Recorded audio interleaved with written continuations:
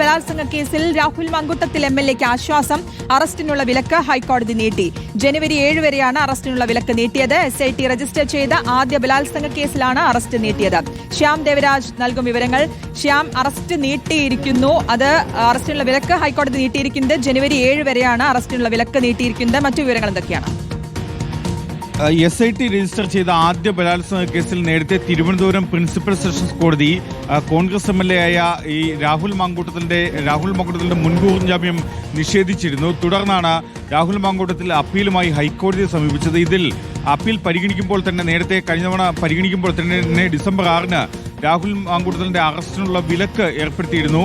ഈ വിലക്ക് ഇന്ന് ഈ ഹർജി മുൻകൂർ ജാമ്യാപേക്ഷ വീണ്ടും പരിഗണനയ്ക്ക് വരുമ്പോഴാണ് ജസ്റ്റിസ് ബെച്ചു കുര്യൻ തോമസ് അധ്യക്ഷനായ സിംഗിൾ ബെഞ്ച് രാഹുൽ മാങ്കൂട്ടത്തിന്റെ അറസ്റ്റിനുള്ള വിലക്ക് നീട്ടിയത്. 2 ആഴ്ചത്തേക്കാണ് നീട്ടിയത്. ഇത് ജനുവരി 7-ന് സംസ്ഥാന സർക്കാർ പ്രോസിക്യൂഷൻ ഇതിൽ മറുപടി കൂടി നൽകുകയും ചെയ്യും. ഈ മുൻകൂർ ജാമ്യാപേക്ഷയിൽ മറുപടിയും നൽകും. കേസ് ഡയറി അടക്കം ഹാജരാക്കുകയും ചെയ്യും. എന്തായാലും രാഹുൽ മാങ്കൂട്ടത്തലിനെ ജനുവരി 7 വരെ അറസ്റ്റ് ചെയ്യില്ല SIT. ഓക്കെ, ശ്യാം ദേവരാജാണ് വിവരങ്ങൾ നൽകിയത്.